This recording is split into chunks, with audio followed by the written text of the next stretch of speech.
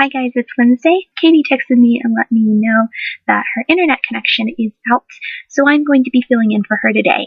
I'm also on a webcam because I've recorded this specific video 4 times and the audio is really being unhelpful on both cameras.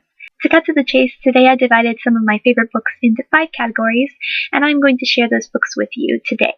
The first set of books are books that are really well written. First on that list is The Hitchhiker's Guide to the Galaxy, preferably all 5 books and the short stories. This is a really fun, exciting sci-fi book that I definitely recommend that everyone read at some point in their life. I talk about this book all the time in my daily life. Next is Wicked. This is probably my 4th favorite book. If you've only seen the play or heard the soundtrack, I definitely recommend reading this. It's the story of the Wicked Witch of the West from her perspective. It's very intricate, it's very eye-opening, and I really loved all the subplots and the way it all came around. It was very fun to read. Although it is dark, and I would recommend that one a little bit more sparsely than The Hitchhiker's Guide. And last in this group is Warriors of the Edge by Katie Bridges. This is a independently published book, and it's actually the first book I ever got for review on my blog, which is not why it's on this list. This is probably actually one of the best books that I've ever read. It's very intricate, very, very well written. I love all the subplots, and I love all the different levels of the story. Next on the list are some series. The first of those is the New Magic trilogy. These books are a retelling of the Arthur tale, and I am a big fan of that storyline. But it's an interesting dystopian spin on it, and I really, really enjoyed it. And I'm not gonna lie, I have a little bit of a crush on Earl, even though he's my only fictional character I've ever had a crush on. Next, we have the Oz series.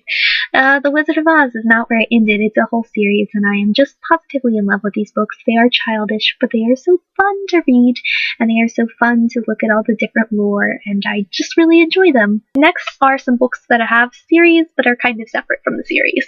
First of all, we have Clockwork Princess by Cassandra Clare. This is the 3rd book in the Infernal Devices series. I would consider this book separate from the rest of the trilogy, and I would even consider my favorite part about this book separate from the whole book and even the trilogy itself. The epilogue and the scene between Tessa, Will, and Jim is so incredibly touching, and especially the part about Jim and Will that may or may not involve Parabachi was super intense and very emotional, and I really connected to that, and I really enjoyed that section. It had me bawling my eyes out. I really love that part of the series. Next on the list is The Hunger Games. I won't talk about this much because I talked about it last week, or maybe the week before that. And then finally in this list is Ink Death.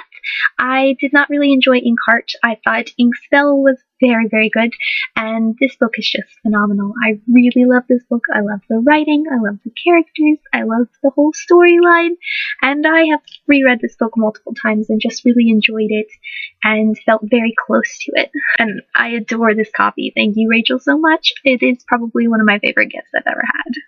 Next on the list, and nearly not making it into the list, is ballet books. Still, they are really hard to find good ones, and these were very touching to me. First on the list is A Rose for Melinda. It's about a girl who is working on becoming a professional dancer and then gets cancer, and it's a very rough read, but I felt it was very touching and I really enjoyed it. And something that I especially loved was On Point by Lauren Grover. I do not own this book in print. Still, this one was especially touching because it really emulates the experience of working to become a professional dancer and then noticing that you can't be a professional dancer.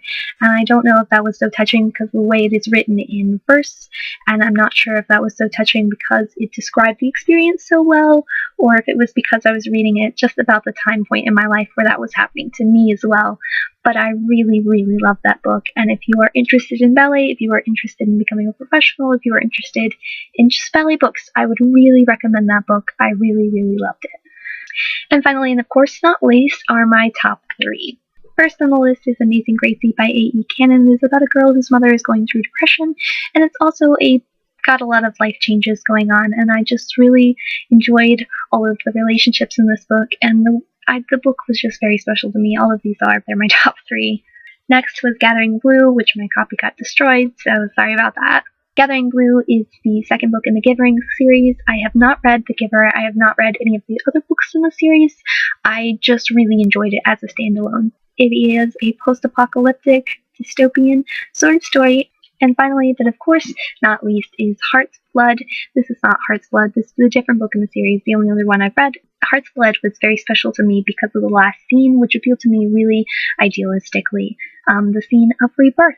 I really, really appreciated that and found that so special and so touching. I'm positive this video is over 4 minutes, but I really feel that I couldn't present it in any less, and I just felt that it would be nice to share this. And finally, this obviously isn't a tag, but I challenge everyone on this channel to share your favorite books. Maybe there's just one, or maybe you have a couple, or maybe like me, you have lots and lots and lots. But share them, and I will see you later.